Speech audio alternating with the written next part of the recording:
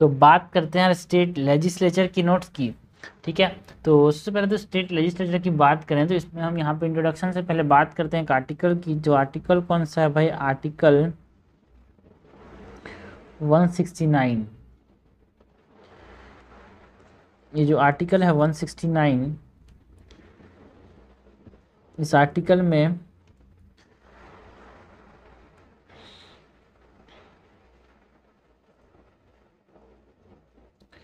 जो पार्लियामेंट है कैन, ये आर्टिकल बोलता है कि पार्लियामेंट कैन एबॉलिश अ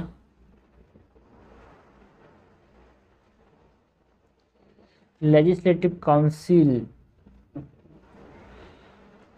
और parliament can create it if state legislative assembly. यहाँ पे हम बात कर रहे हैं कि जो स्टेट लेजिस्लेटिव काउंसिल है वो उसको कौन बना सकता है, कौन हटा सकता है? तो पार्लियामेंट हटा सकता है, लेकिन कब हटाएगा? जब जो स्टेट लेजिस्लेटिव असेंबली है it passes a resolution,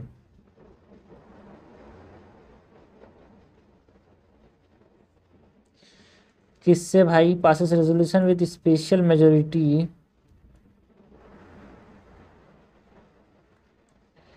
in state legislative assembly. This act of parliament is not an amendment to the constitution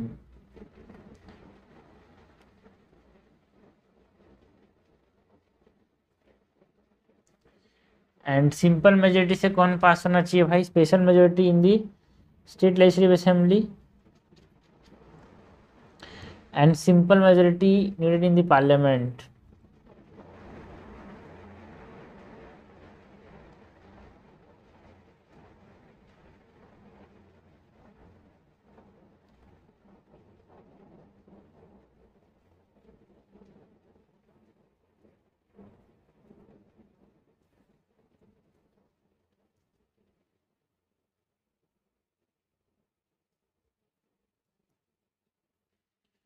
ये हमने बात की अबाउट द आर्टिकल 169।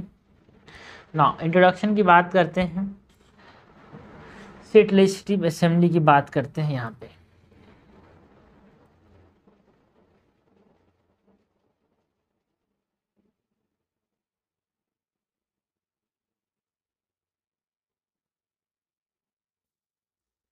इंट्रोडक्शन में हम बात करेंगे कि स्टेट लेजिस्लेचर में कोई यूनिफॉर्मिटी नहीं है भाई आपस में।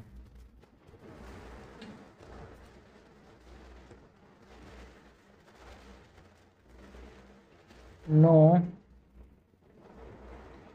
यूनिफॉर्मिटी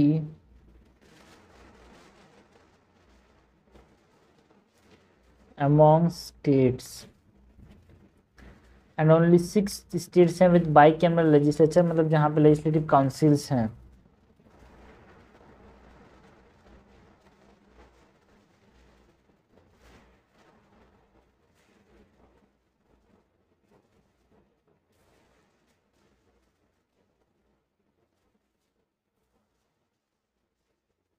जिसमें एक है Maharashtra,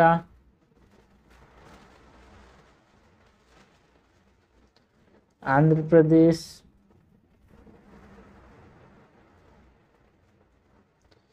UP, Telangana, Bihar and Karnataka.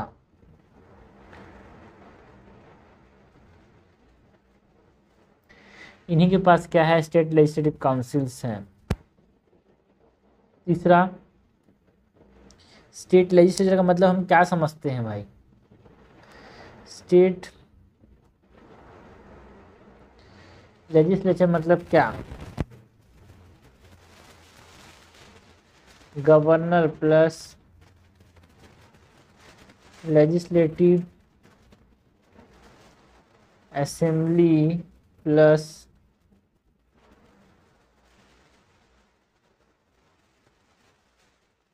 Legislative council. Now legislative assembly की अगर हम बात करें, लेजिस्लेटिव स्टेट लेजिस्लेचर में हम लेजिस्लेटिव असेंबली की बात करें तो लेजिस्लेटिव असेंबली का स्ट्रेंथ की बात करेंगे, उसके इलेक्शन की बात करेंगे, लेजिस्लेटिव असेंबली का ड्यूरेशन कितना होता है, उसका टेरिटोरियल कॉन्स्टिट्यूंसीज कैसी होती हैं, ये सब।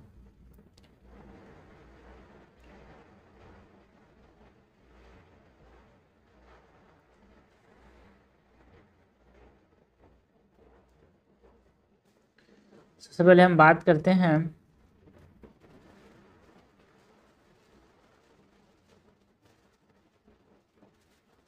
लेजिस्लेटिव असेंबली की।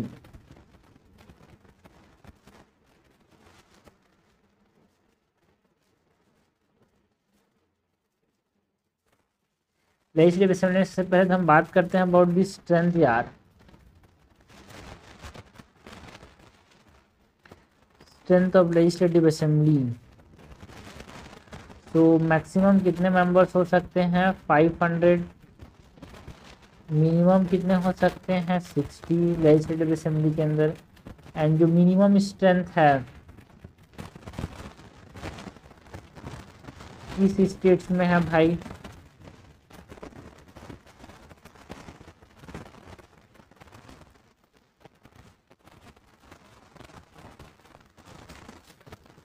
अरुणाचल प्रदेश, सिक्किम, गोवा, इसमें ओनली 30 मेंबर्स हैं। मिजोरम 40 है, नागालैंड में 46 है।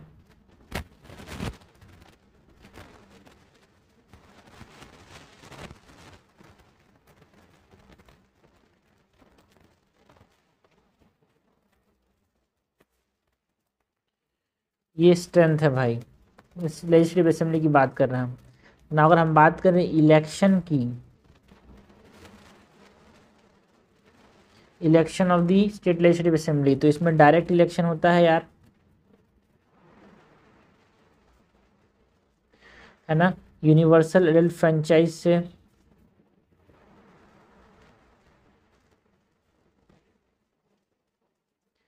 एंड इसमें नॉमिनेटेड मेंबर्स जो होते हैं वो देखने को मिलते हैं यार, नॉमिनेटेड मेंबर्स। एक एंग्लो इंडियन को यहाँ पे नॉमिनेट किया जाता है, लेकिन अब ये अबॉलिश कर दिया जाए, अब ये अबॉलिश कर दिया गया, पहले अपॉइंट किया जाता था विथ ये 104 कॉन्स्टिट्यूशनल अमेंडमेंट एक्ट जो 2019 में हुआ था, उससे अबॉलिश कर दिया गया कि एक एंग्लो इंडियंस को जो अपॉइंट करते थे उसको हटा दिया गया।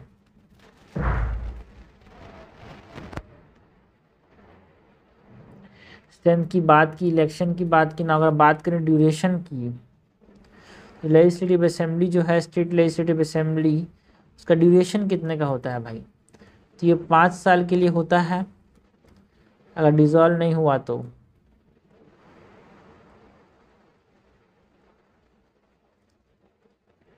And it is dissolve by whom, dissolved by governor, and it can be extended, the duration it can be extended by parliament during national emergency।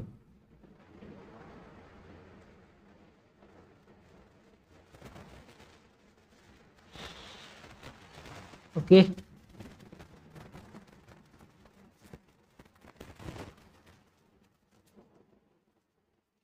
And 1 year at a time इसको क्या कर सकते हैं, एक्सटेंड कर सकते हैं, because during जो ये नेशनल इमरजेंसी है उस समय लेजिस्लेटिव असेंबली चल भी सकता है, so it can be extended during national emergency, but 1 year at a time, plus not beyond 6 months after seizures।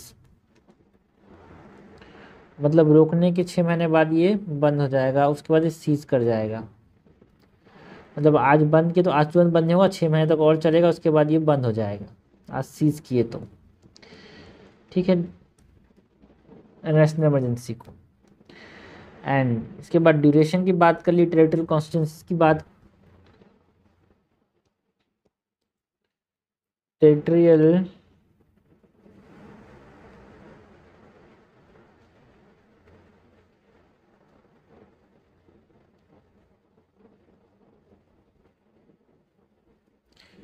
Constituencies की बात करें तो ईच स्टेट हैज़ इट्स, है ना, डिमार्केशन यार। Each state has its demarcation as ratio between population of each constituency to number of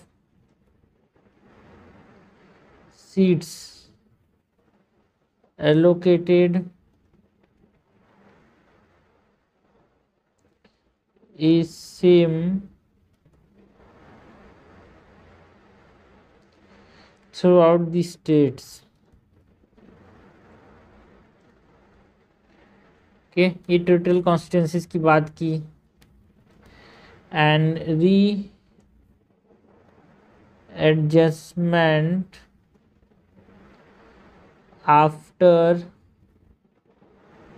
every census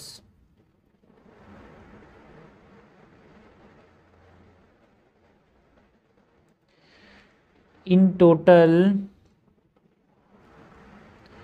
जो number of seats है इन assembly of each states, को हर सेंसस के बाद यहाँ पे एडजस्ट किया जाता है। And division of states into constituencies and it is determined by parliament. Division of states into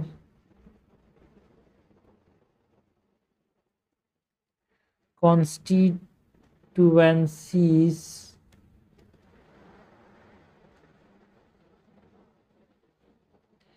determined by parliament। SC या फिर जो SC रिजर्वेशन है, SC या फिर ST का जो रिजर्वेशन है इसकी बात करें तो हर स्टेट में यहाँ पे देखने को मिलता है यार। And it is based on population of SC and ST and originally done for 10 years but later इसको एक्सटेंड किया गया।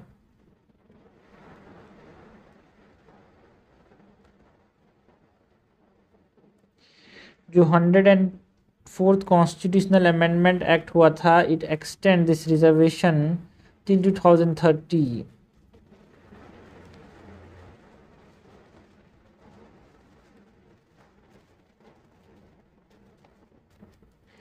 ठीक है, तो ये हमने बात की स्टेट लेजिस्लेटिव असेंबली के बारे में यार, है ना। स्ट्रेंथ की मतलब बात की, election duration, territorial constituencies, readjustment after every census, SC ST reservation की बात की हमने। आगे हम बात करते हैं अबाउट द लेजिस्लेटिव असेंबली की बात कर ली भाई, लेजिस्लेटिव काउंसिल्स की बात करते हैं।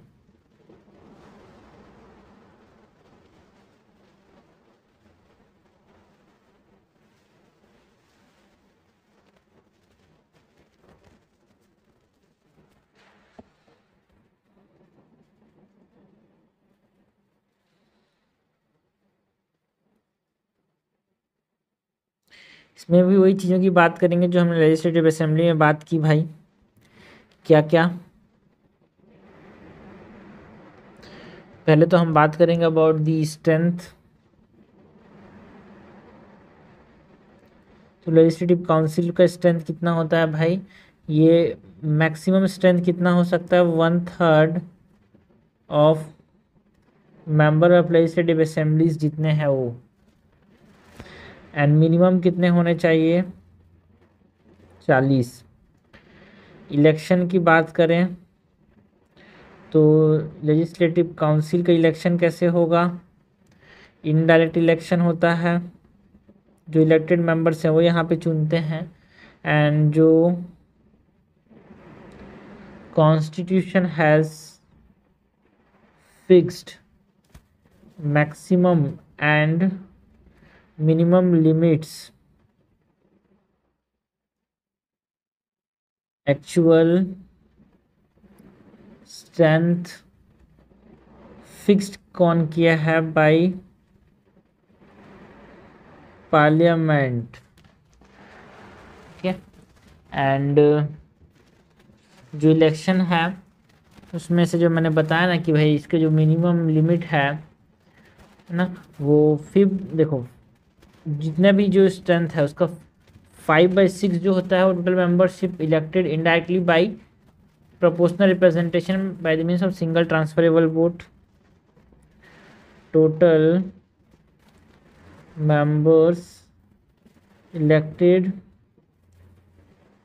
indirectly by proportional representation by the means of single transferable vote। 1/3 जो है ये फ्रॉम लोकल बॉडीज लिए जाते हैं। एंड 1/3 कहाँ से भाई, बाय स्टेट लेजिस्लेटिव असेंबलीज।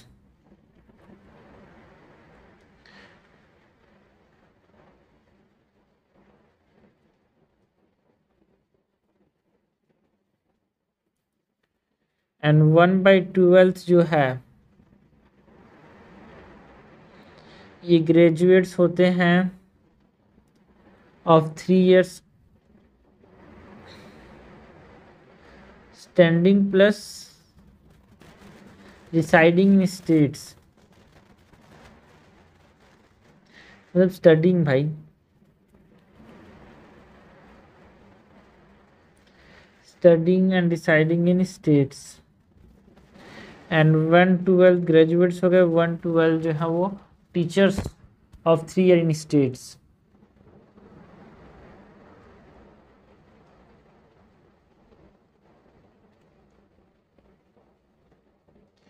ये हमने बात की अबाउट कि कैसे कितने लोग होते हैं यहाँ पे स्टेट लेजिस्लेटिव असेंबली में। एंड नॉमिनेटेड मेंबर्स की बात करें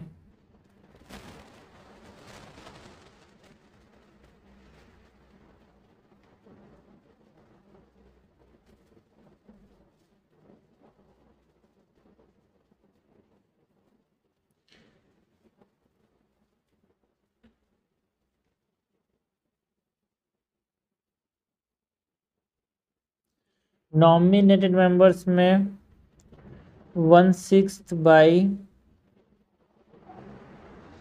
गवर्नर। एंड किसको ये चूज करता है भाई, जो कि एक्सपीरियंस होते हैं इन cooperative movements, literature, art, social service, science में उन लोगों को चूज करता है, उन लोगों को नॉमिनेट किया जाता है गवर्नर के द्वारा स्टेट लेजिस्लेटिव काउंसिल में। इसके बाद नॉमिनेटेड मेंबर के बाद हम बात करें ड्यूरेशन की,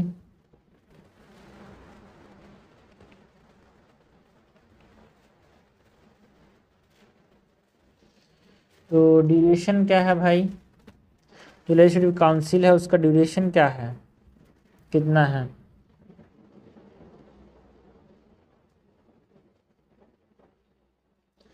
सो एक कंटिन्यूइंग मेंबर है, कंटिन्यूइंग चेंबर है, मतलब जैसे राज्यसभा है ना भाई सेंट्रल में, इसी तरह का लेजिस्लेटिव काउंसिल है स्टेट में।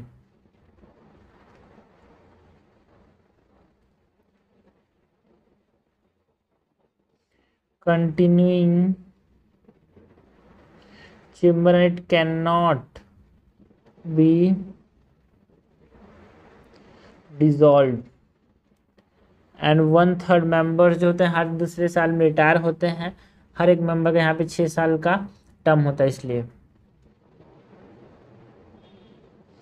मेंबर्स जैसे राज्यसभा में होता है रिटायर्ड आफ्टर 2 years और सेकेंड ईयर एंड 6 year का टर्म होता है एक मेंबर का, जैसे राज्यसभा में होता है। एंड ही और she is eligible for reelection and renomination. तो ये हमने बात की regarding the state legislative councils.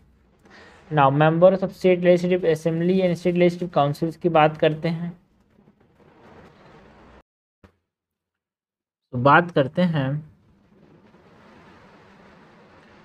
Members of state legislative assembly state legislative councils की।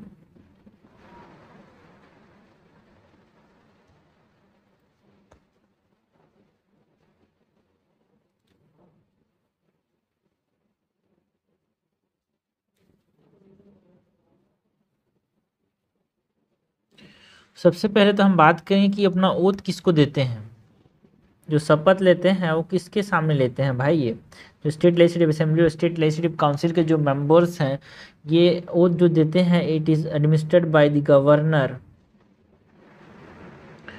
और someone appointed by governor.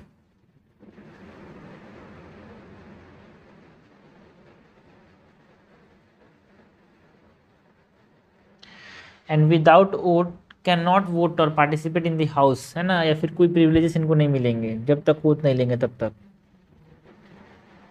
Without oath can not vote और participate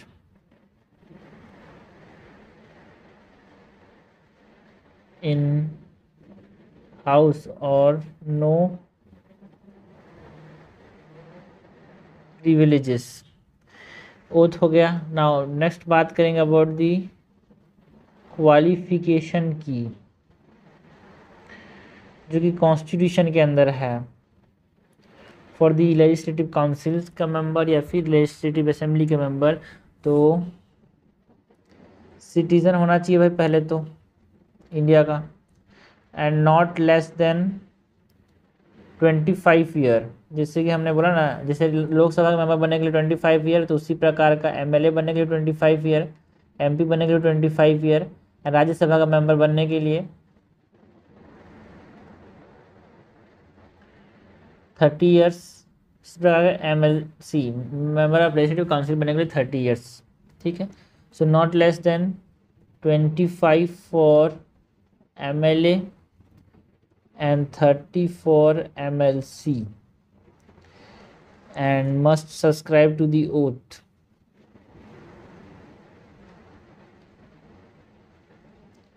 another qualification जो कि पार्लियामेंट डिस्क्राइब करेगा, ये ऊपर वाला जो है वो कहाँ पे है, कॉन्स्टिट्यूशन के अंदर है, और बाकी क्वालिफिकेशन जो पार्लियामेंट बोलेगा वो सब भी यहाँ पे जरूरी होता है।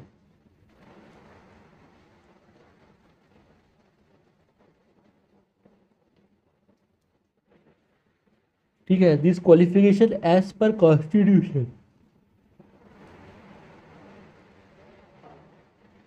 ना कुछ क्वालिफिकेशंस हैं जो कि रिप्रेजेंटेशन ऑफ पीपल्स एक्ट 1951 में है।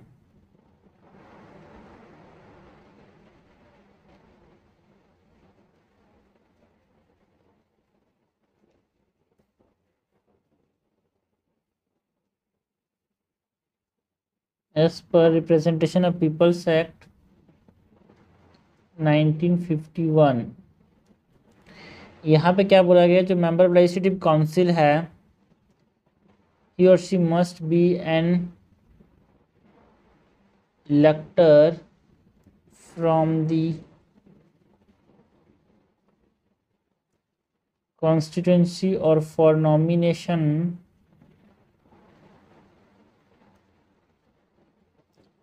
must be resident of the state.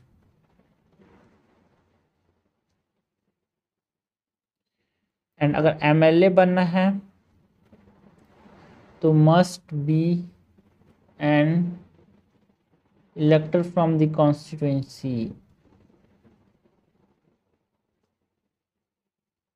Okay, अगर एक स्टेट का आदमी एमएलए बन रहा है तो रिप्रेजेंटेशन ऑफ पीपल्स में लिखा हुआ है कि इस आदमी को अगर एमएलए बनना है तो यहाँ का ये रेसिडेंट होना चाहिए, मतलब इलेक्टर होना चाहिए भाई एमएलए बनने के लिए।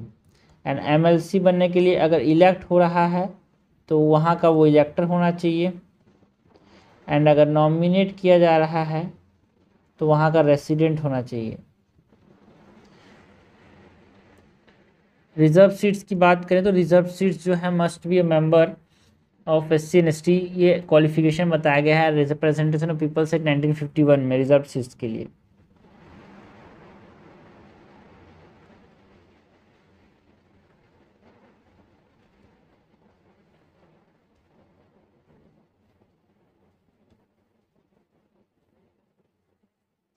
तो हमने बात किया about the qualification as mentioned in the constitution as per the representation of peoples act 1951।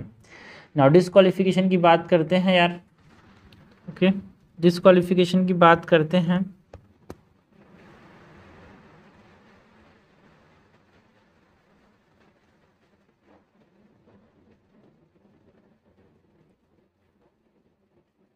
ये disqualification according to the constitution,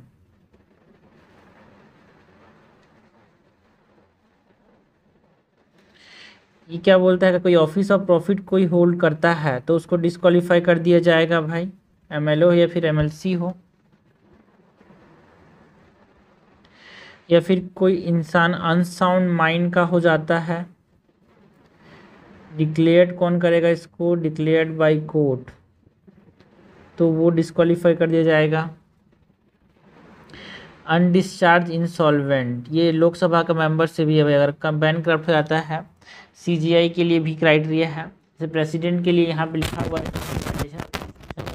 disqualify कर सकते हैं, इम्पीच कर सकते हैं, है ना, डिसक्वालीफाई नहीं होता। डिसक्वालीफाई अगर वो डिस्चार्ज इंसॉल्वेंट हो जाता है एमएलए, तो उसको यहाँ पे क्या कर सकते हैं, डिसक्वालीफाई कर सकते हैं। उसी प्रकार का एमएलसी और एमएलए के केस में मतलब ये है। ये लोकसभा का कोई मेंबर को भी डिस्चार्ज इंसॉल्वेंट अगर हो जाता है, मतलब डिस्चार्ज इंसॉल्वेंट का मतलब क्या है, बैंक करप्ट यार एक तरह से, है ना,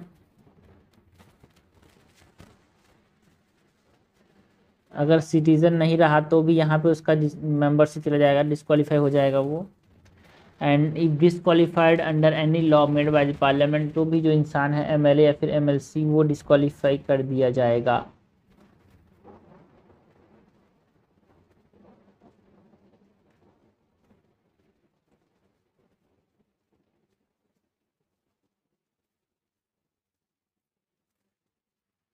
नेक्स्ट अगर हम बात करें डिसक्वालिफिकेशन की, जो कि कहाँ पे मेंशन है according 1951।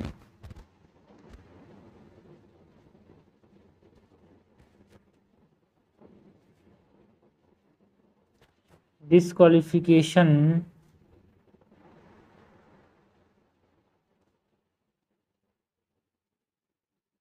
According representation of peoples act 1951।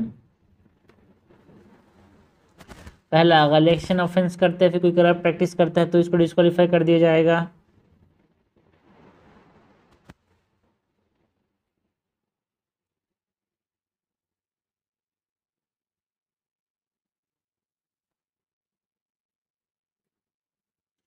दूसरा, fail to lodge account of election expense on time, fail to lodge account of election expense on time, तो डिस्क्वालीफाई कर दिया जाएगा। यार आपको बताना जरूरी है कि कितना खर्चा किया है इलेक्शन में। And interest in government contract और एजेंसी विथ 25% गवर्नमेंट शेयर्स, वहाँ पे अगर आप इंटरेस्ट ले रहे हो तो आपको डिस्क्वालीफाई कर दिया जाएगा। And if you are convicted for promoting enmity, लड़ाई झगड़े प्रमोट कर रहे हो और आप तो इसको डिस्क्वालीफाई कर दिया जाएगा under representation of peoples act 1951।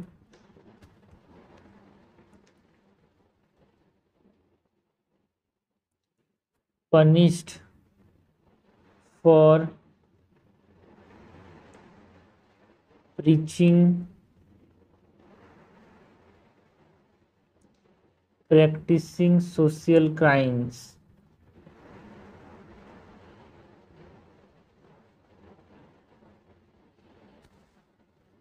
Dismissed from government service for corruption or disloyalty.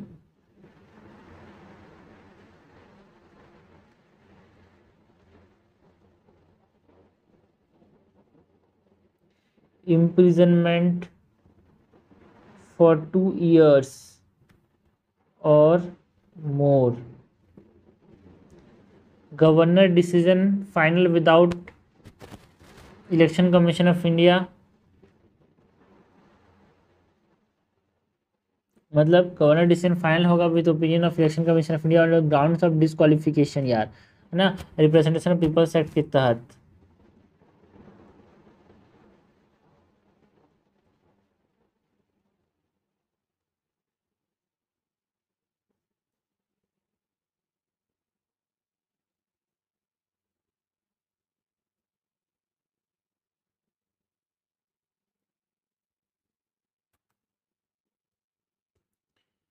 यहाँ पे अगर हम बात करें डिस्क्वालिफिकेशन, हमने बात कर लिया अबाउट दी कॉन्स्टिट्यूशन में जो डिस्क्वालिफिकेशन के क्राइटेरियाज हैं, जो रिप्रेजेंटेशन ऑफ पीपल्स एक्ट 1951 में जो डिस्क्वालिफिकेशन क्राइटेरियाज है, नाउ डिस्क्वालिफिकेशन ऑफ एमएलसी और एमएलए ग्राउंड ऑफ डिफेक्शन यार।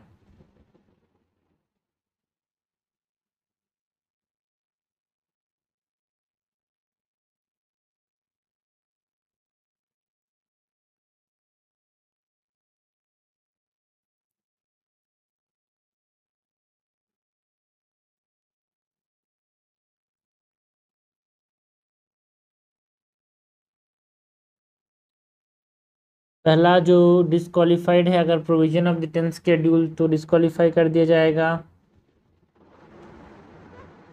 Disqualified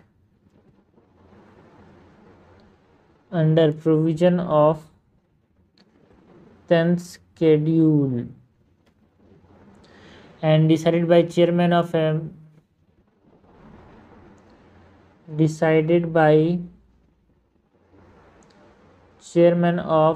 state legislative council. So जो डिस्क्वालिफिकेशन का ग्राउंड है उसको कौन डिसाइड करेगा? Chairman of the state legislative council और speaker of the state legislative assembly.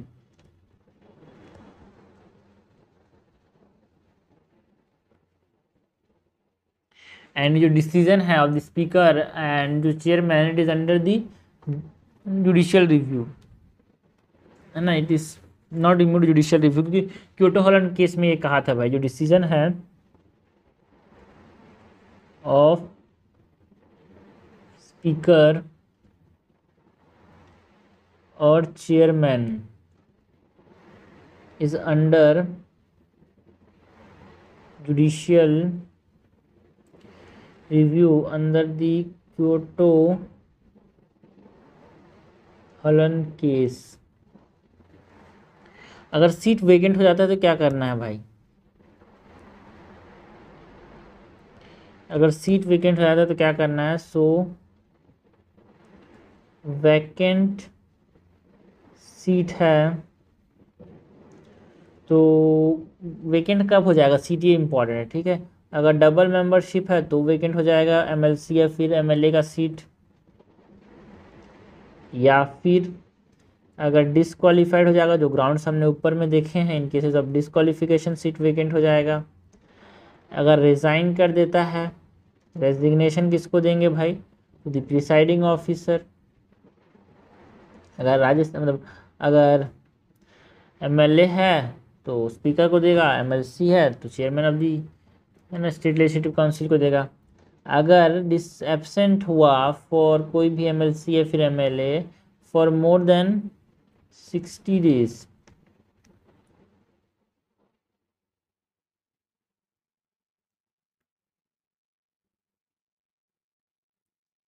Without prior permission.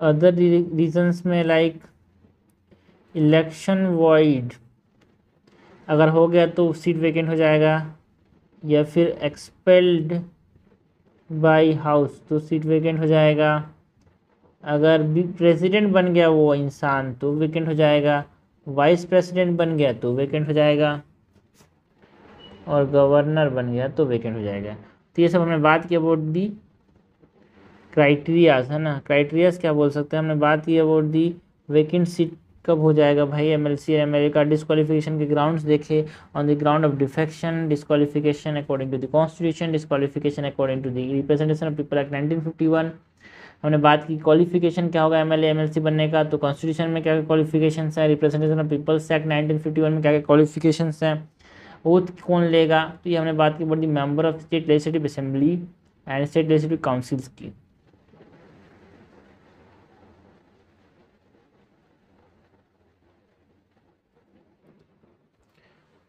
So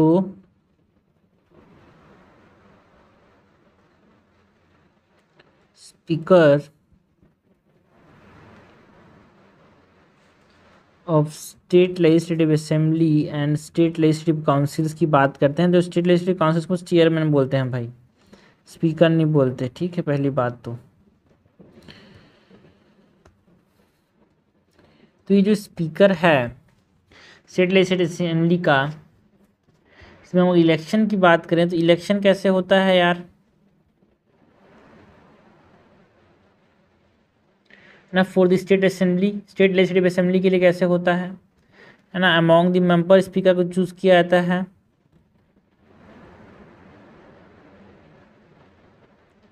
and in office during the life of the state legislative assembly, जब तक state legislative assembly का life है तब तक ये office में रहता है जो स्पीकर है। जैसे ही स्टेट लेजिस्लेटिव असेंबली 5 साल के बाद खत्म हो जाता है उसी तरह ये जो स्पीकर है वो भी चला जाता है। In office during life of state legislative assembly,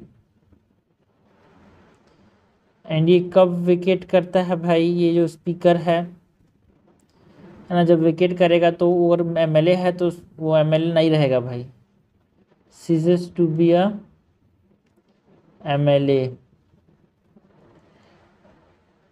and resignation किसको देता है, डेप्यूटी स्पीकर को। एंड रिमूव कौन करेगा इसको, remove by resolution pass by majority of all the then members, मतलब इफेक्टिव मेजोरिटी से। तभी तक हमने देखा है इफेक्टिव मेजोरिटी लोकसभा में भी यहाँ पे रिमूव किया जाता था, लोकसभा के स्पीकर को भी, राज्यसभा के जो चेयरमैन है जिसको हम वाइस प्रेसिडेंट बोल रहे हैं उसको भी इफेक्टिव मेजोरिटी से रिमूव किया जा रहा है, एंड जो स्पीकर ऑफ दी एमएलए मतलब speaker of the legislative assembly state legislative assembly उसको भी इफेक्टिव रेजोल्यूशन से रिमूव किया जा रहा है, remove by resolution passed by majority of all the then members, जिसको हम क्या बोलते हैं effective majority means 50 more than 50% of the effective strength। and what is effective strength, strength minus vacancies।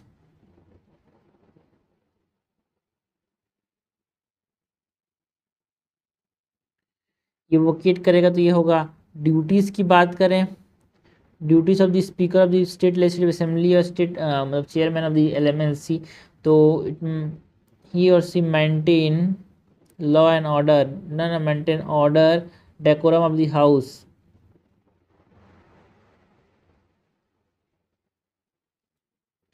and final interpreter of constitutional provisions, rule of procedure, conduct of business।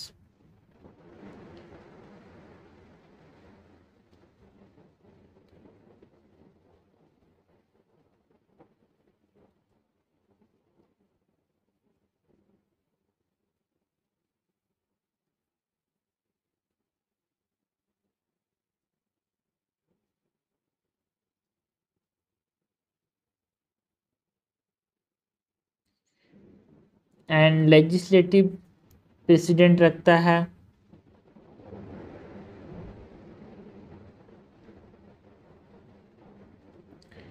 And और क्या कर सकता है भाई, एडजॉर्न कर सकता है, रोक सकता है सिटिंग को, एडजॉर्न्स असेंबली, और सस्पेंड बंद कर सकता है मीटिंग को। Adjournment is nothing but types of break and suspend is nothing but end of the session. Meeting in absence of quorum, यहाँ पे quorum कितना होता है भाई, 1/10 of the total members। ये वोट करने का अधिकार रखता है इन केस ऑफ टाई।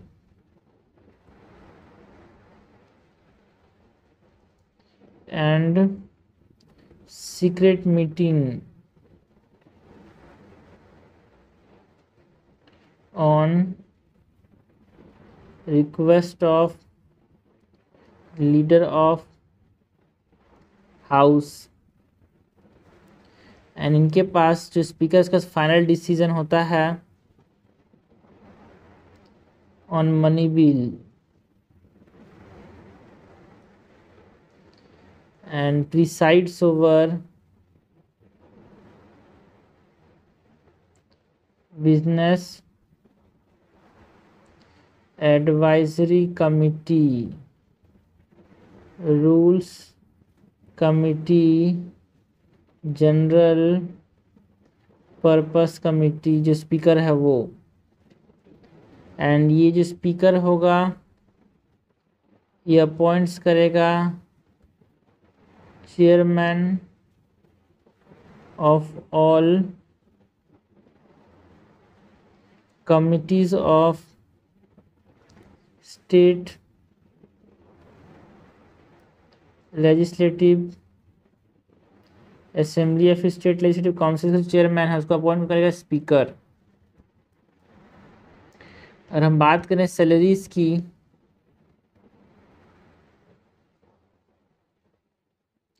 जो स्पीकर का जो सैलरी है it is fixed by state legislature. It is charge upon the concert fund of state, है ना, it is not subject to the vote of the state legislature. Charge upon the consolidated fund of the state and not subject to vote of state legislature।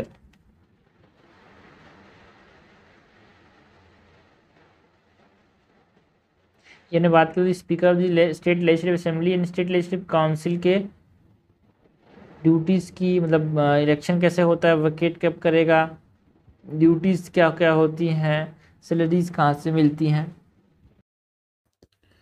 तो बात करेंगे इसके बाद session की। तो जो सेशन होता है of the state legislative assembly and state legislative council, इसको स्टार्ट कौन करता है ना, it is someone bye the governor.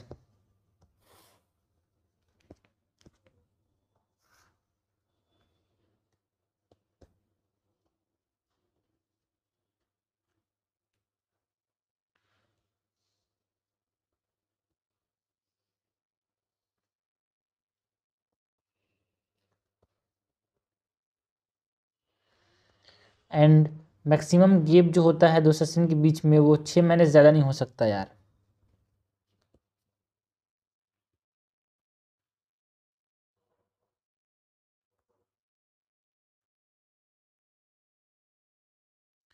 तो हमने बात किया अबाउट दी सेशन। नेक्स्ट हम बात करेंगे अब एडजॉर्नमेंट की।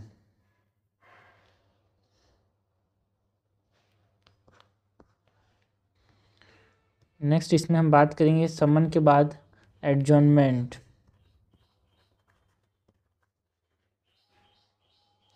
एडजॉर्नमेंट का मतलब अभी तक तो समझ आ ही गया होगा।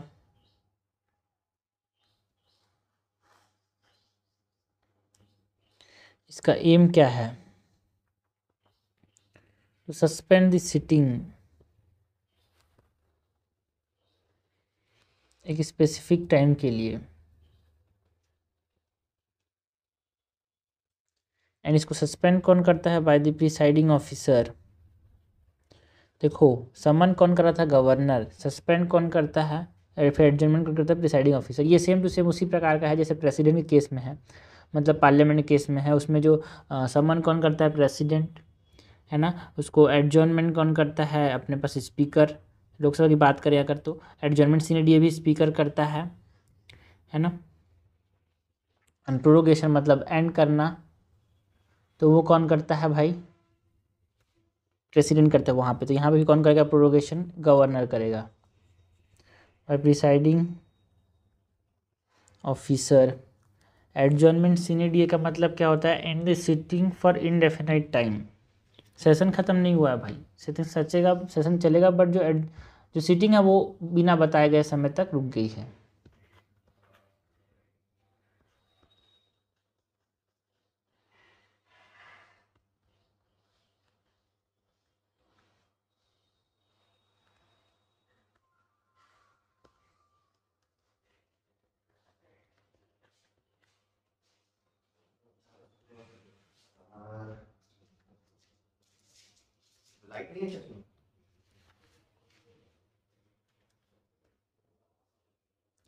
एडजॉर्नमेंट के बाद हम बात करते हैं प्रोरोगेशन की। Prorogation is the end to the session.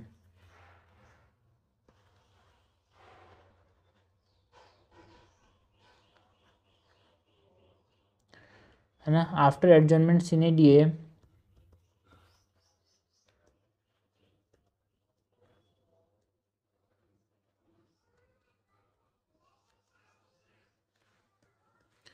Prorogation करता है। It is notice by the governor for prorogation. Notice देता है भाई governor.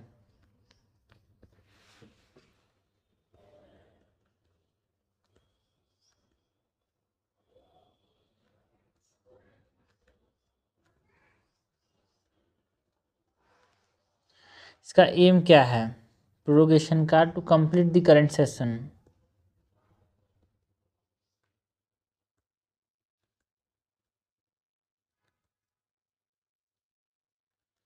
And governor can also promulgate when house in session.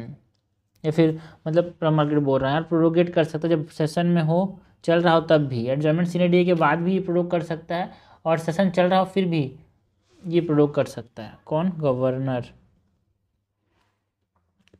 तो जैसे पार्लियामेंट में वैसी चीज़ें हैं भाई। Governor also प्रोरो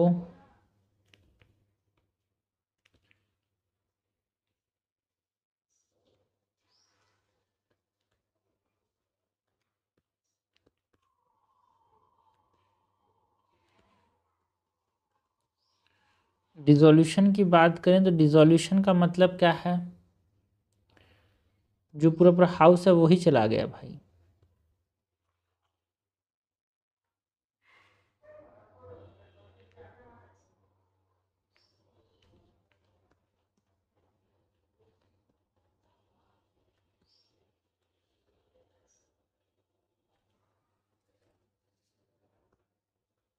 it ends the life of existing house. And quorum की अगर हम बात करें,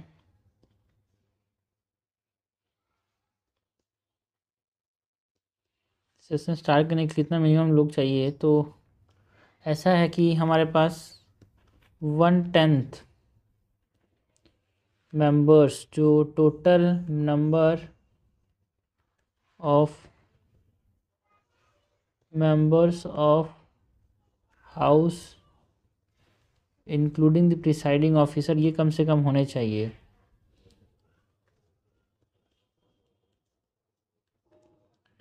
एंड नो कोरम, अगर कोई कोरम नहीं है तो प्रेसिडेंट मतलब प्रिसाइडिंग ऑफिसर कैन एडजॉर्न और सस्पेंड यार।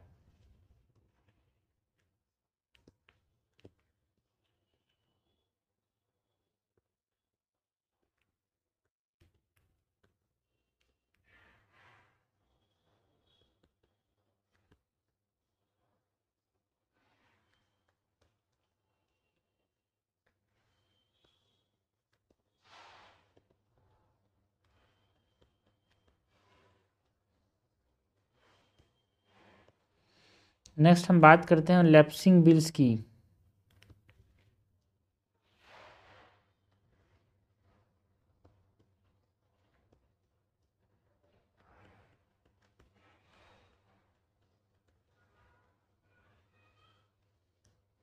लैप्सिंग ऑफ बिल्स जैसे हमने पार्लियामेंट में बात की थी उसी प्रकार यहाँ भी है भाई। Bill that lapses and bills that not lapse, हम दो दो बिल्स की बात करेंगे।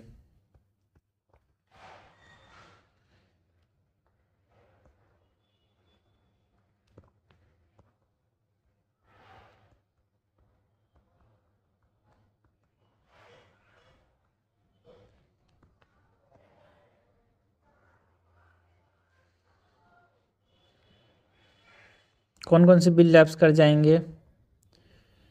Bill pending in the state legislative assembly, जो ओरिजिनेट कहाँ से किया हो, ओरिजिनेट और transmitted to it by state legislative council, तो ये टर्म ये क्या हो जाएगा, लैप्स कर जाएगा। एन ऐसा bill that is passed by state legislative assembly but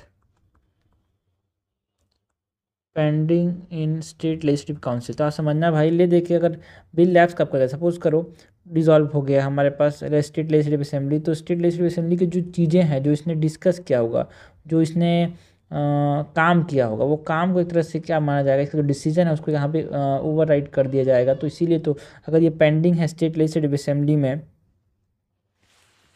यहाँ पे, तो ये ख़त्म हो जाएगा भाई। एंड ये एस है ना, एस स्टेट लेजिस्लेटिव असेंबली ने पास किया हो तो उसका डिसीजन तो एक तरह से ख़राब हो जाएगा है ना, ये डिज़ोल्व हो गया अगर तो उसके लिए ये भी डिज़ोल्व हो जाएगा, मतलब ये भी लैप्स कर जाएगा। तो कौन सा बिल नॉट, कौन से बिल जो होंगे वो लैप्स नहीं होंगे, do not lapse.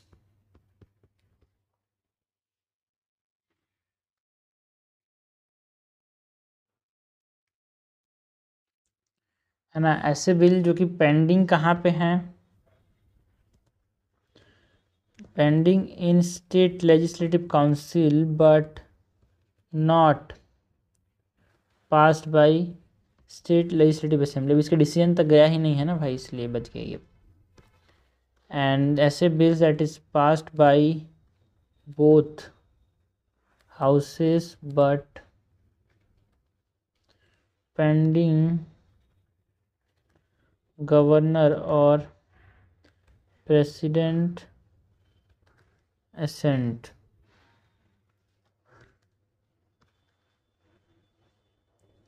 And return, ऐसे बिल्स भी लैप्स नहीं होंगे जो कि प्रेसिडेंट ने रिटर्न किया है फॉर रिकन्सिडरेशन और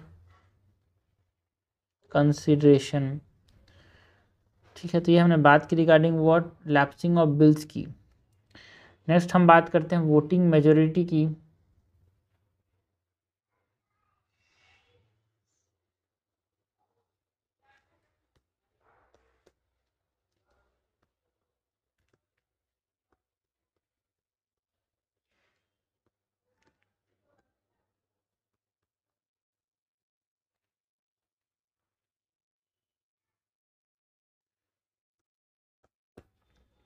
वोटिंग मेजोरिटी की बात करें तो एक simple for all matters,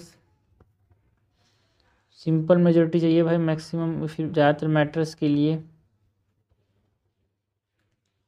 and special majority चाहिए फॉर रेजोल्यूशन, है ना, for creation of and creation and abolition of state legislative council.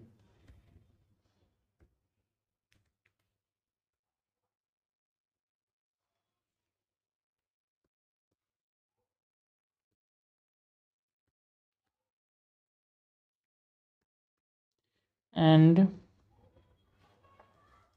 effective for removal of speaker and casting vote is for presiding officers to vote in case of tie। Casting vote किसके पास होता है? Presiding officer, अगर majority में tie हो गया तो। Next बात करते हैं भाई लैंग्वेज की।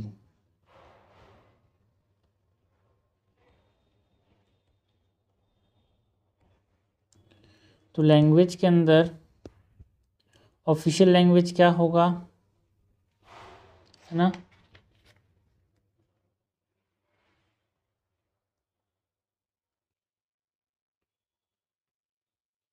ये इंग्लिश या फिर हिंदी होगा। बट जो प्रिसाइडिंग ऑफिसर है कैन परमिट द मदर टंग।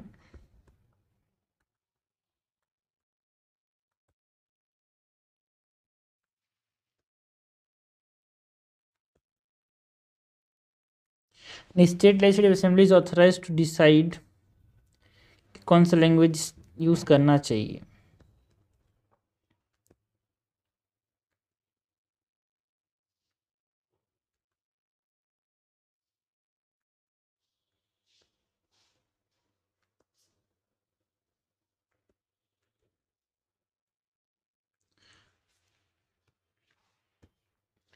अगर हम बात करें rights of ministers and advocate general, जो कि एक इम्पॉर्टेंट पार्ट है यहाँ पे state legislative assembly, state executive का, राइट्स ऑफ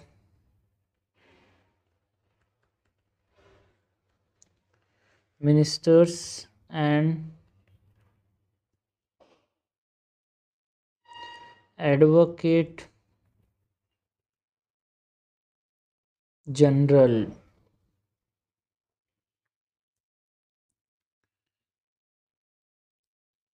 जो राइट टू स्पीक मिलता है भाई उनको कि हाउस में कुछ बोल सकते हैं और फिर कमेटी में, but no right to vote. जो एडवोकेट जनरल है उसकी बात मेनली यहाँ पे करेंगे। तो बोलने का अधिकार तो है, इसको हटाता हूँ, राइट्स ऑफ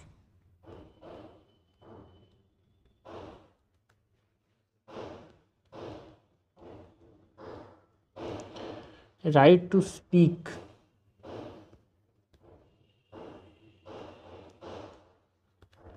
इन हाउस और committee, but no right to vote.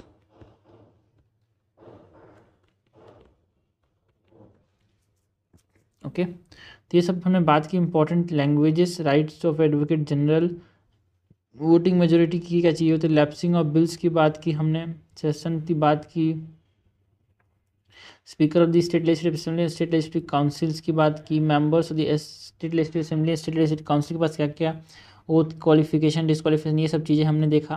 Legislative councils की बात की, लेजिस्लेटिव असेंबली की बात की यार ना। अगर हम बात करें मनी बिल की, मतलब ऑर्डिनरी बिल की पहले बात करते हैं, फिर मनी बिल की बात करेंगे। ऑर्डिनरी बिल की बात करते हैं भाई।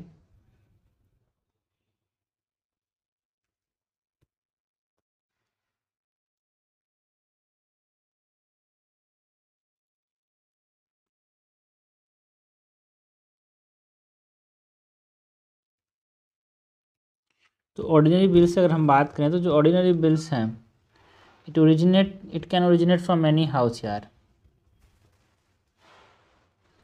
ओरिजिनेट फ्रॉम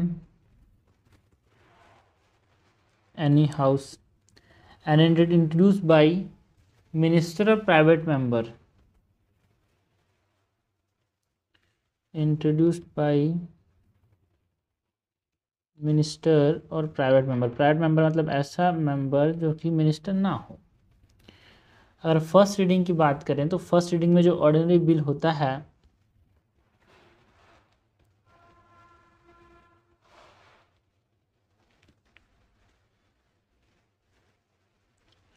ना, it is transmitted from origin house to second house. First reading में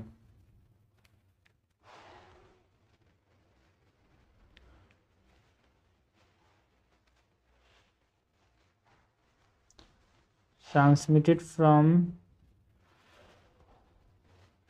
origin house to second house. and it is deemed to pass when two houses agreed with or without amendment। जब दोनों राजी हो जाएंगे तो ये पास कर दिया ऐसा माना जाएगा। अगर यूनिकैमरल है मतलब स्टेट लेजिस्लेटिव असेंबली ही है तो वहाँ पे passed by state legislative assembly and directly send to governor. अगर दोनों हैं स्टेट लेजिस्लेटिव काउंसिल भी है तो दोनों जगह पास होकर गवर्नर के पास जाएगा। तो ये हो गया, हमने बात की फर्स्ट रीडिंग में। Now bill in the second house, वहाँ पे क्या होगा,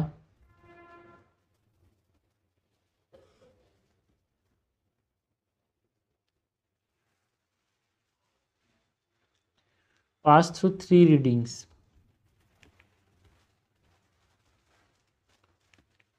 passes through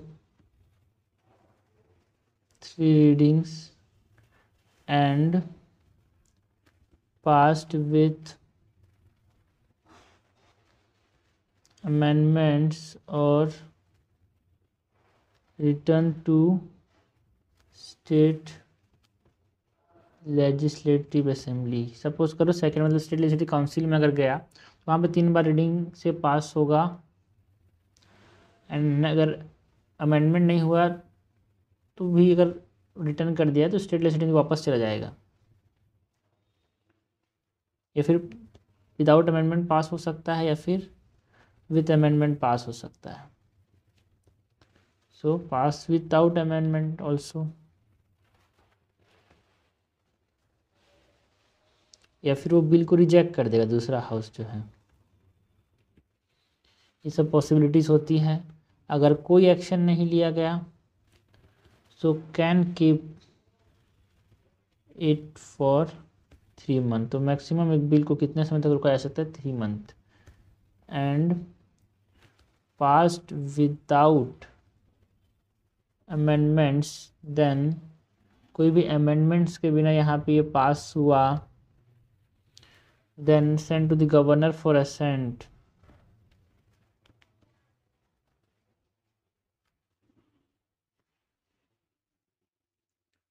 and if return जो स्टेट लेजिस्लेटिव असेंबली है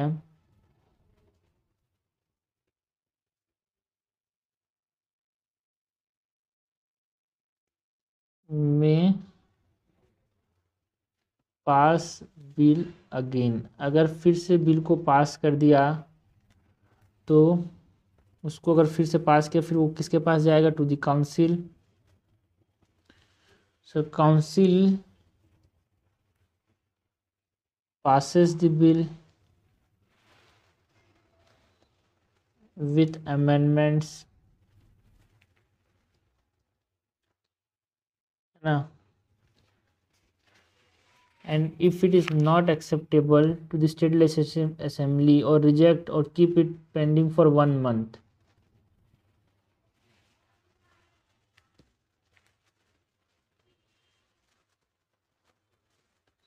तो काउंसिल है वो क्या कर सकता है, फिर से भेजा तो काउंसिल पास कर सकता है विद अमेंडमेंट्स, जो अमेंडमेंट किए हैं उसके साथ, है ना। And not acceptable to the state legislative council मतलब असेंबली, या फिर बोले कि वो एक्सेप्ट नहीं करे उसको अमेंडमेंट्स को, या फिर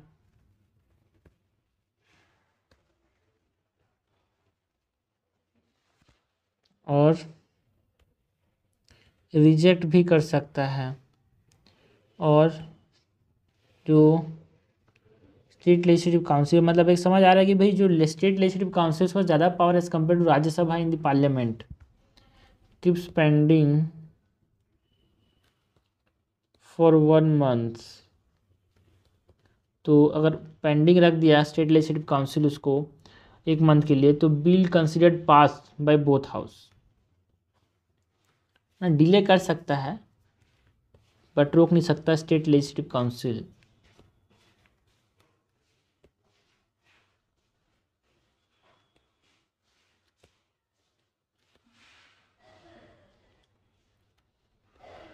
सो ultimate power to pass the bill किसके हाथ में, स्टेट लेजिस्लेटिव असेंबली के हाथ में है।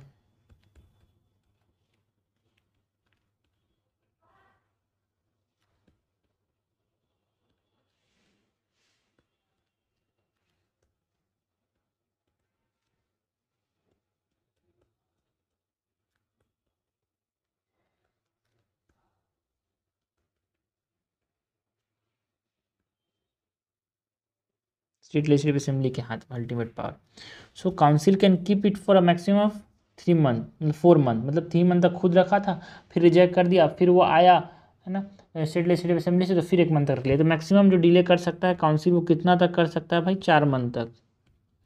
सो council can keep it for maximum 4 months 3 + 1 months and no joint sitting का प्रोविजन है भाई। अगर डिसएग्रीमेंट दोनों के बीच में है तो ऐसा कोई जॉइंट सीटिंग का प्रोविजन नहीं है। जैसे कि पार्लियामेंट में है ना, वैसा कोई जॉइंट सीटिंग का प्रोविजन स्टेट लेजिस्लेटिव असेंबली और काउंसिल के बीच में नहीं है यार।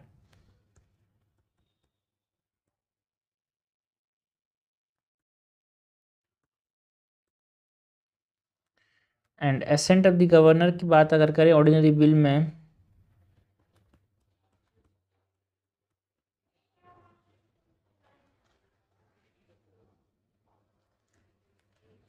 सो जो गवर्नर है ही कैन गिव एसेंट, तो बिल कैसा हो जाएगा, it become an act.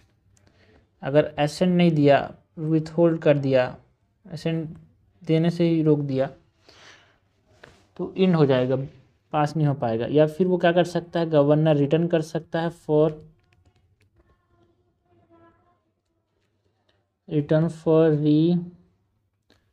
Consideration of houses later must pass if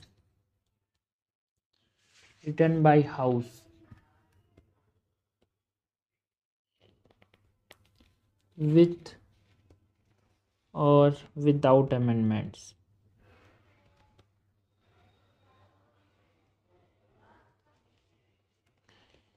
and या फिर रिजर्व कर सकता है governor for consideration of president.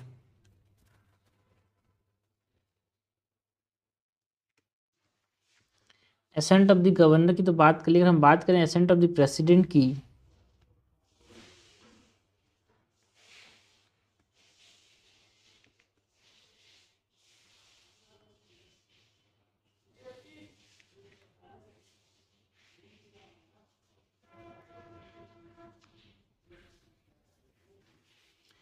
Assent of the president में प्रेसिडेंट को जो रिजर्व किया है बिल गवर्नर के द्वारा, प्रेसिडेंट क्या कर सकता है भाई, यहाँ पे एसेंट दे सकता है अपना, सो गिव हिज एसेंट, या फिर विथ होल्ड कर सकता है, मना कर सकता है एसेंट देने से, या फिर रिटर्न कर सकता है उसी बिल को फॉर रिकन्सिडरेशन। एंड उसको हाउस जो है उसको must be passed with in 6 month यार, जो रिटर्न किया है उसको, return for reconsideration and house must reconsider within 6 months। And also president is not obliged to give his assent if sent again like a parliamentary bill। parliamentary bill को sent again अगर suppose करो फिर से president के पास गया तो president is oblige to give his assent, president को अपना असेंट देना ही पड़ेगा। बट स्टेट बिल्स में ऐसा नहीं है भाई, स्टेट के ऑर्डिनरी बिल्स में। सो president not obligatory to give assent if sent again like in parliamentary bills। Next हम बात करते हैं, ऑर्डिनरी बिल्स की बात कर ली भाई, अब बात करते हैं मनी बिल की।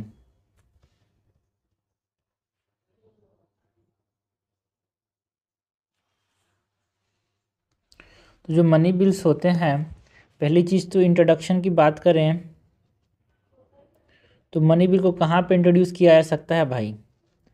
Only in the state legislature, state legislative assembly, not in the state legislative council. Like money bills को लोकसभा में ही इंट्रोड्यूस किया जा सकता है, उसी प्रकार का यहाँ पे स्टेट लेजिस्लेटिव असेंबली में इंट्रोड्यूस किया जा सकता है मनी बिल को। एंड रिकमेंडेशन ऑफ गवर्नर से इंट्रोड्यूस कर सकते हैं मनी बिल। मतलब मनी बिल कौन बताएगा? गवर्नर बताएगा भाई। कौन इंट्रोड्यूस कर सकता है? सिर्फ और सिर्फ एक मिनिस्टर ही इंट्रोड्यूस कर सकता है मनी बिल को, एक प्राइवेट मेंबर इंट्रोड्यूस नहीं कर सकता, बिकॉज एक गवर्नमेंट बिल है यार money bill.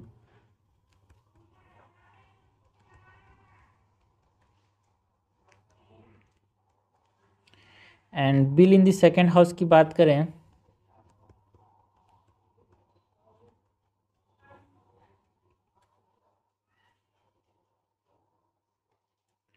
So after state legislative assembly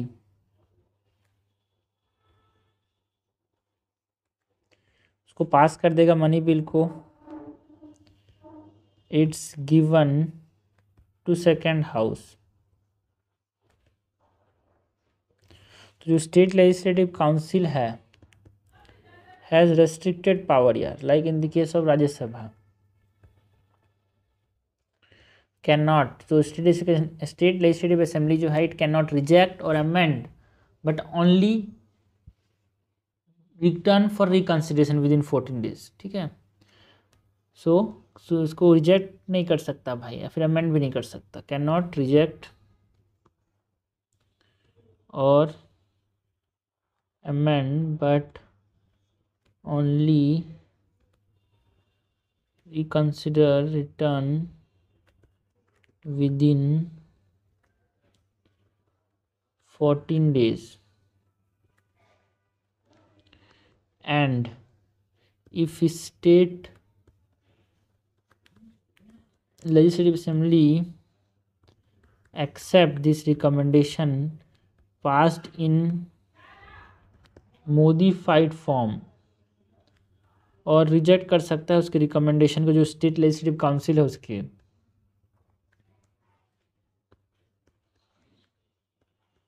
and bill passed in original,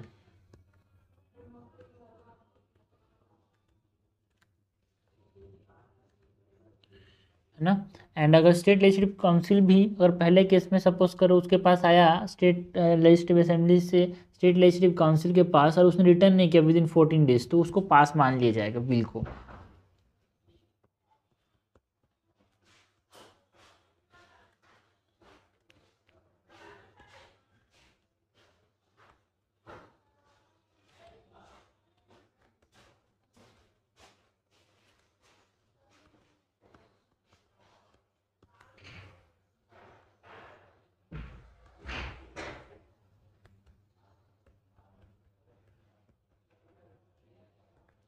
and now accent of the governor की बात करें मनी बिल में,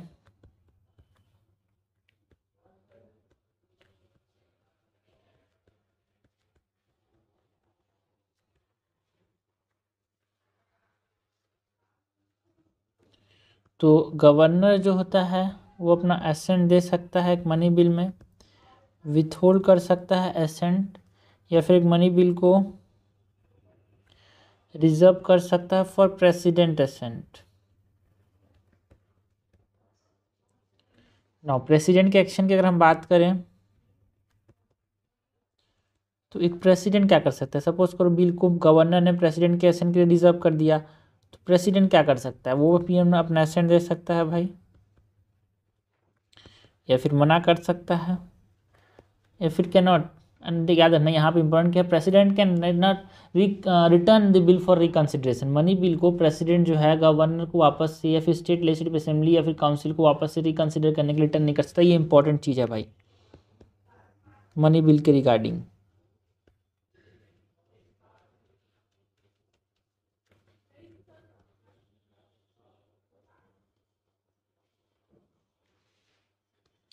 नाउ हम ऐसे मनी बिल्स की बात करते हैं that is reserve for president यार। कुछ कमीशंस हैं जिन्होंने बताया कि कौन कौन से मैटर्स में यहाँ पे आपको इसको प्रिजर्व करना पड़ेगा, रिजर्व करना पड़ेगा फॉर प्रेसिडेंट असेंट। ठीक है, सो मनी बिल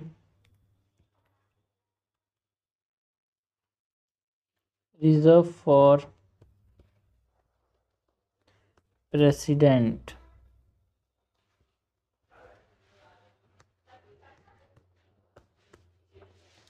तो फर्स्ट यहाँ पे हम बात करते हैं सरकारी कमीशन यार।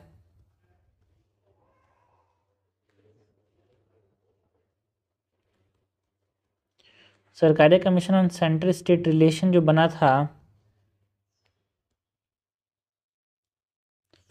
है ना 1983 से लेके 88 तक, है ना।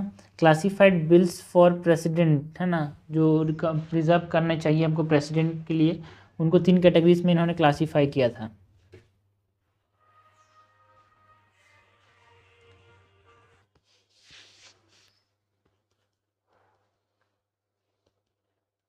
Classified bill reserve for president in 3 categories.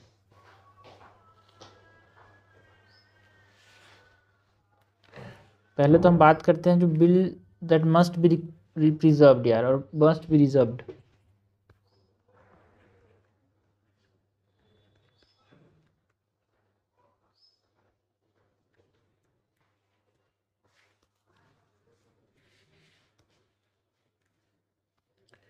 पहला, which derogates the power of high court. ऐसे बिल्स जो कि हाई कोर्ट के पावर को कम कर रहे हैं, ज़्यादा कर रहे हैं, तो उसको यहाँ पे प्रेसिडेंट की एसेंट के रिजर्व करना बहुत ज़रूरी है ना। ऐसे bills which endangers position that a court has to fill as per constitution. Article 200 के अकॉर्डिंग जो कोर्ट को अपना पोजीशन रखना है, वो अगर इसको यहाँ पे अफेक्ट कर रहा हो तो इसको रिजर्व करना ज़रूरी है प्रेसिडेंट के असेंट के लिए।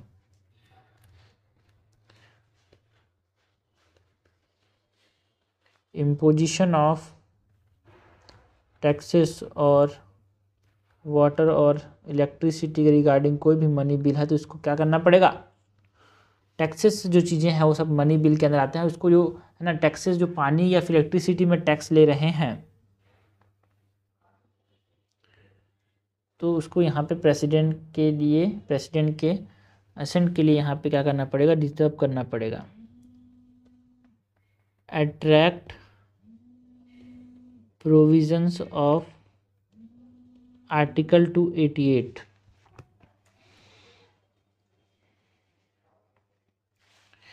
and ऐसे bills which fall under article 360।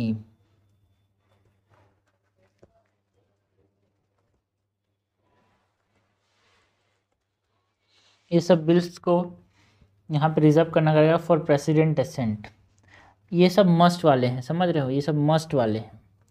And may be reserve for president assent, ऐसे कौन कौन से बिल्स हैं यार, bills may B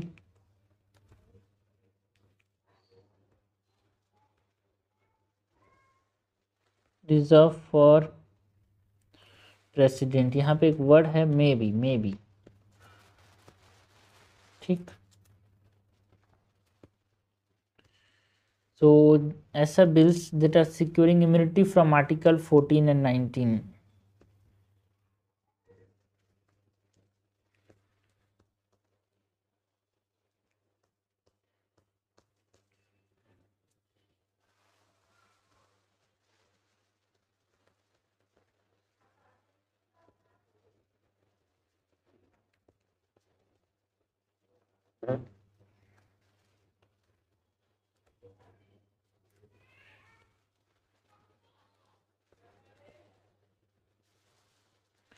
related to subject in concurrent list, ऐसे कौन कौन से मैटर्स जो कि कंकरेंट लिस्ट सीटेड है तो उनमें यहाँ पे इसको रिजर्व कर सकता है governor. Ensure operation of provision despite there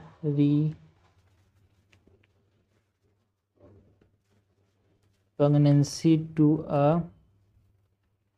union law, securing president assent in terms of Article 245।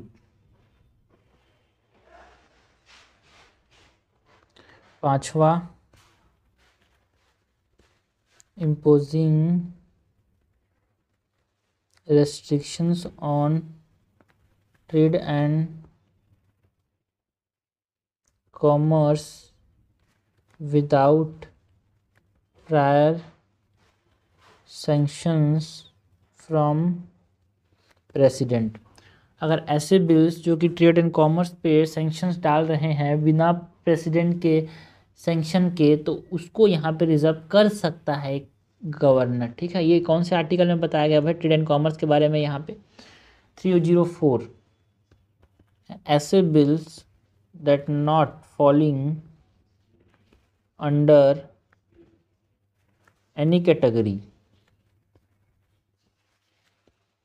About ना, जो इन ऊपर में जितने मैंने बताया उसमें से कोई से कैटेगरी में कोई भी बिल अगर फॉल नहीं कर रहा है तो उसको भी यहाँ पे रिजर्व कर सकता है गवर्नर जो है। किस आर्टिकल के अंदर? Under article 200। तो ये हमने बात की रिगार्डिंग व्हाट मनी बिल है ना, जिनको रिजर्व कर सकता है, must be reserve and may be reserve. ठीक है, इस सरकारिया कमीशन जो सेंट्रल स्टेट रिलेशन पे 1983 में बना था उसने ये रिकमेंड किए हैं भाई। अगर हम बात करें यहाँ पे स्टेट लेजिस्लेटिव काउंसिल्स की, तो position of state legislative councils की बात करते हैं।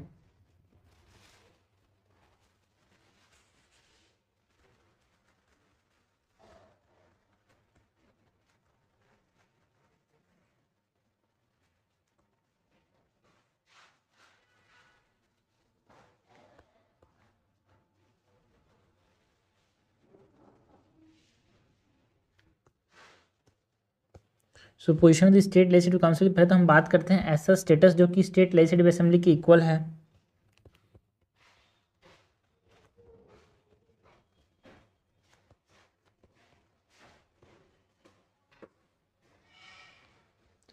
सो पहला तो है introduction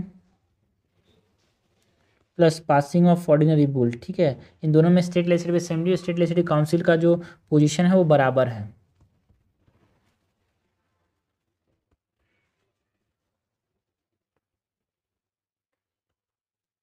approval of ordinance by governor,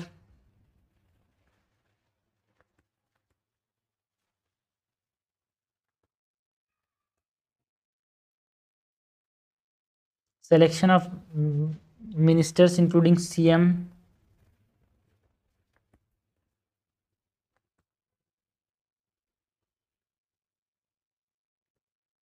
इसमें इक्वल स्टेटस है भाई स्टेट लेजिस्लेटिव असेंबली और काउंसिल का। Report from CAG state finance commission, also enlarge jurisdiction of state public service commission, उसमें अगर एनलार्ज करना है तो उसका इक्वल स्टेटस है।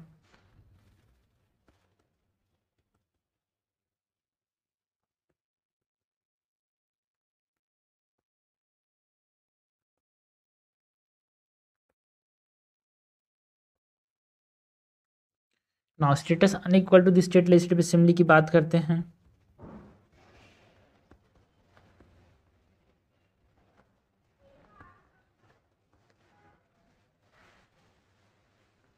पहला, in case of disagreement will of state legislative assembly prevails. State legislative council cannot introduce, amend or reject a money bill. तो इसमें अनइक्वल पावर है भाई. Only speaker of state legislative assembly decides bill is a money bill or not.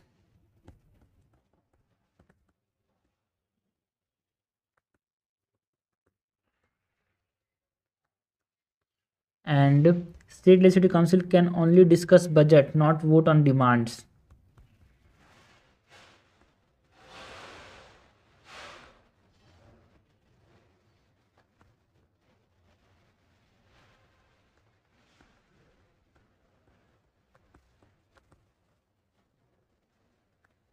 And the state legislative council has no say in ratification of constitutional amendment bills. Has no say in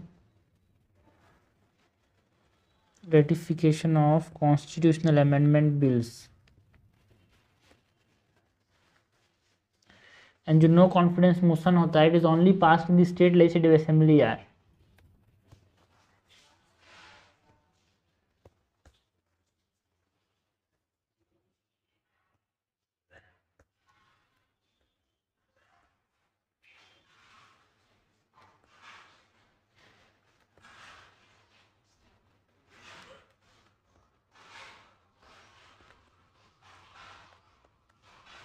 And for state legislative council depends on will of state legislative assembly. अगर state legislative council बनाना है तो state legislative assembly पे depend करता है कि वो चाहता है कि नहीं बनाना. तो ये हमने बात की about the state legislative council के पोजीशन की. ना अगर हम बात करें प्रिविलेजेस ऑफ स्टेट लेजिस्लेचर,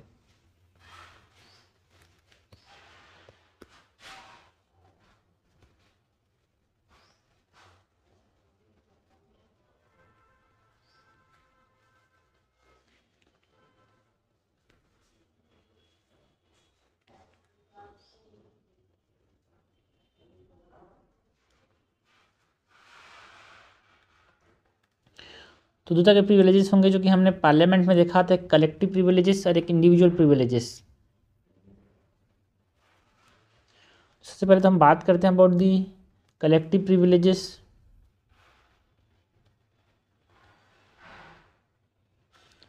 तो पहला तो publish report, debate and proceedings.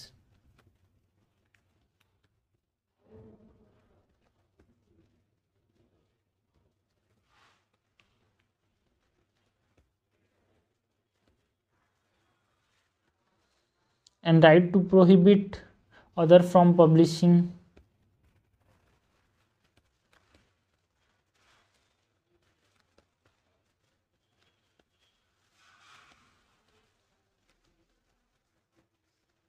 And hold secret meeting. ये कलेक्टिव प्रिविलेजेस हैं भाई, ये स्टेट लेजिस्लेचर के जो मेंबर्स हैं उनका. And rules to regulate own procedure, conduct its business, adjudicate on the, और या फिर जो रेगुलेट कर रहे हैं प्रोसीजर उसको एडजुडिकेट भी कर सकते हैं. एंड पनिश कर सकते हैं मेंबर्स को आउटसाइडर्स को जो प्रिविलेज को ब्रीच करे.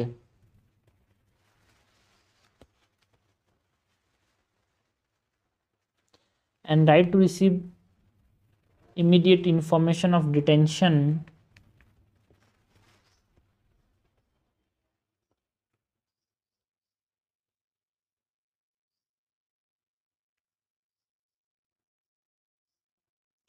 right to receive immediate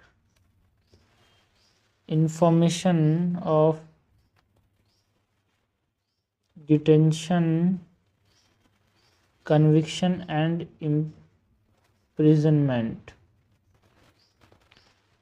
खुद अगर किसी चीज़ से वो डिटेन कर रहे हैं, उसको कन्विक्ट कर रहे हैं, फिर इम्प्रिजनमेंट कर रहे हैं, तो जो लेजिस्लेटिव असेंबली के जो मेंबर्स हैं, लेजिस्लेटिव काउंसिल के जो मेंबर्स, उनके पास ये ताकत है कि वो उसको कारण मिले, इन्फॉर्मेशन मिले उसके रिगार्डिंग। ये कलेक्टिव प्रिविलेजेस हैं भाई।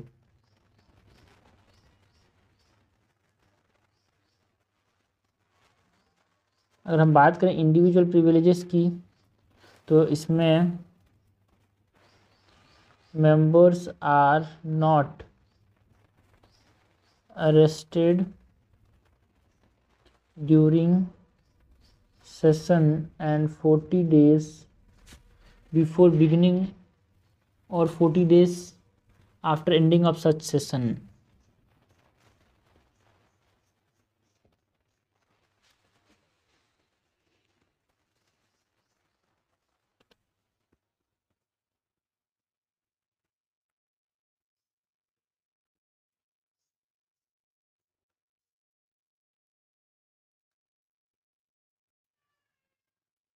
and only for civil cases. Civil cases में अरेस्ट नहीं कर सकते 40 दिन पहले डिसीजन, 40 दिन after decision, but criminal cases में अरेस्ट कर सकते हैं। ना इनकी फ्रीडम ऑफ स्पीच की बात करें,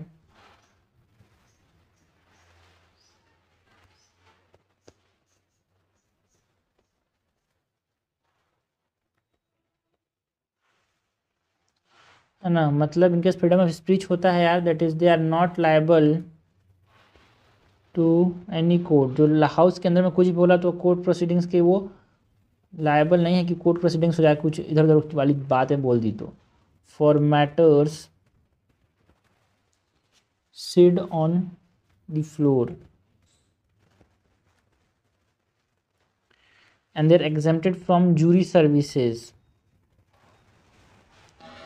exempted from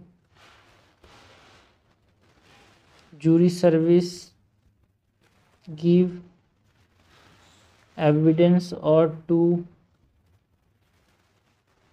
appear witness in pending matters when state legislative assembly is in session। Pending matters पे वो नहीं जा सकता, अपना विटनेस के लिए उसको नहीं बुला सकते जब सेशन में हो स्टेट लेजिस्लेटिव असेंबली। ओके, तो ये हमने बात की यार regarding what privileges of the legislative assembly के members, position of the legislative council, है ना। हमने बात की about the money bill, preserve किसको रखना, रिजर्व किसको रखना है प्रेसिडेंट के लिए, ऑर्डिनरी बिल्स, मनी बिल्स, है ना। हमने वोटिंग मेजोरिटी की बात की, लैप्सिंग ऑफ द बिल्स की बात की, सेशन की बात की हमने। यहाँ पे इम्पॉर्टेंट चीज़ ये है कि जो लेजिस्लेटिव काउंसिल है उसके बारे में भी बात किया यार, इंपॉर्टेंट है क्वेश्चन यहाँ से भी आते हैं। लेजिस्लेटिव असेंबली से बात की, इसके इलेक्शन, इसका स्ट्रेंथ, इसका ड्यूरेशन, इसका टेरिटोरियल कॉन्स्टिट्यूंसीज, है ना। इसके लिए एसटी एससी के लिए रिजर्वेशन जो है वो, है ना। एंड जो एवरी सेंसस के बाद जो रीएडजस्टमेंट होते हैं वो सब यहाँ पे हमने देखा। Speakers of the legislative assembly and chairman of the legislative councils की बात की। एक इंपॉर्टेंट टॉपिक है स्टेट लेजिस्लेचर, है ना, बहुत इंपॉर्टेंट है। पार्लियामेंट उसी प्रकार का बहुत इंपॉर्टेंट है स्टेट लेजिस्लेचर।